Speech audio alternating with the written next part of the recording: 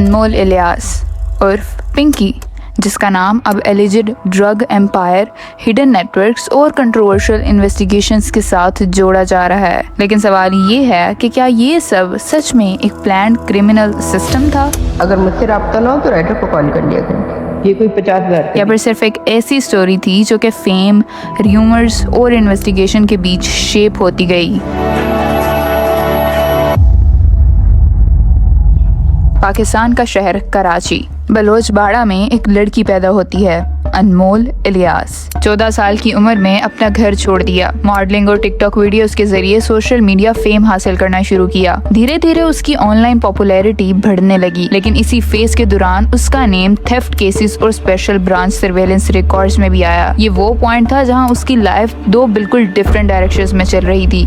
एक तरफ social media fame और दूसरी तरफ एलिजिड क्रिमिनल एक्टिविटीज की शैडोज। उसके इसी इन्फ्लुएंसर लाइफस्टाइल ने उसे कराची के एलीट सर्कल्स तक पहुंचा दिया। DHA और अपस्केल प्राइवेट पार्टीज में उसकी अटेंडेंस डिस्कस होने लगी और यहीं से उसे क्रिस्टल मेथ यानी कि आइस और कोकेन की सिवियर एडिक्शन डेवलप हुई।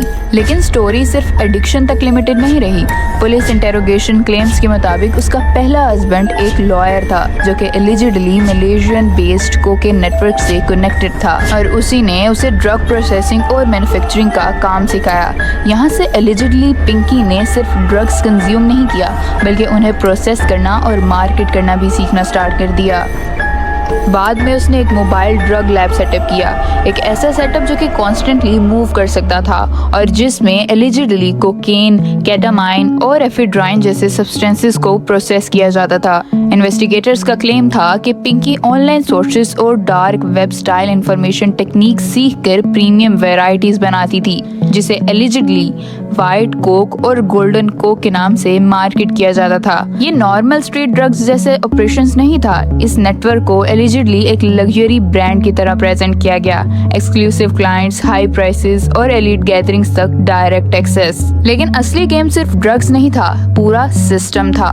रिपोर्ट्स के मुताबिक डाइवोर्स के बाद पिंकी ने अपने 3 भाइयों के साथ मिलकर एक highly structured distribution model build किया। इसका सबसे डेंजरस पार्ट था इसका ब्लाइंड डिस्ट्रीब्यूशन सिस्टम। मतलब कोई कोरियर किसी डीलर को पर्सनली नहीं जानता था, राइडर सोर्सेज को नहीं जानते थे और लोअर लेवल वर्कर्स कभी पूरी चेन नहीं देखते थे। बल्क सप्लाई एलिजिडली लाहौर से कराची फीमेल ट्रेन कैरियर्स के जरिए स्मगल होती थी, क्योंकि इन्वेस्टिगेटर्स के मुताबिक औरतों पर कम शक किया जाता है। कराची पहुंचने के बाद पार्सल फिक्स ड्रॉप पॉइंट्स पर छोड़े जाते थे और फिर राइडर्स के थ्रू डिफरेंट एरियाज तक सप्लाई होती थी और यहाँ से ये ऑपरेशन एक मॉडर्न डिजिटल नेटवर्क में ट्रांसफॉर्म होता दिखाई देता है।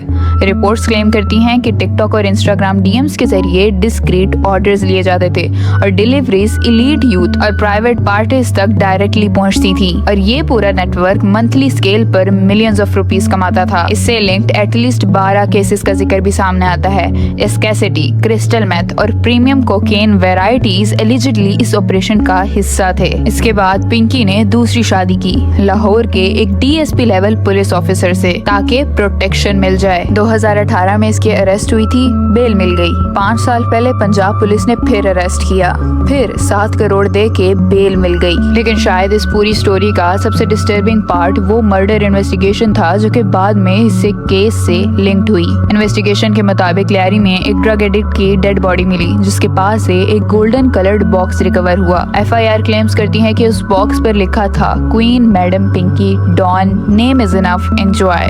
और इस पॉइंट पर ये केस सिर्फ एक ड्रग ट्रैफिकिंग स्टोरी नहीं रहती, बल्कि ऑर्गेनाइज्ड क्राइम, इन्फ्लुएंस नेटवर्क और हिडन सिस्टम की इन्वेस्टिगेशन बन जाती है।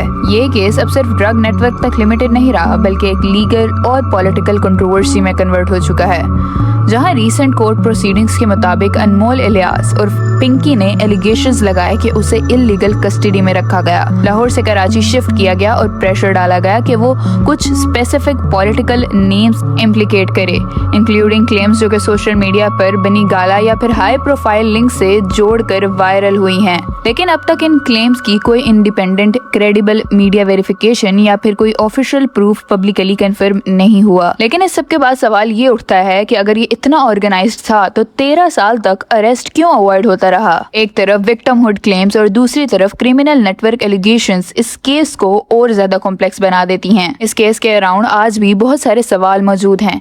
क्या यह सिर्फ एक इंडिविजुअल की स्टोरी थी या फिर ये एक पूरा इनविजिबल नेटवर्क था जो कि सालों से साइलेंटली ऑपरेट करता रहा? पिंकी के इस कॉन्फिडेंस के पीछे किन लोगों का हाथ है? क्योंकि जब क्राइम सिर्फ स्ट्रीट्स पर नहीं बल्कि सोशल मीडिया, एलीट सर्कल्स और हिडन कनेक्शंस में घुल जाए तो फिर उसे देखना और रोकना दोनों मुश्किल हो जाता है।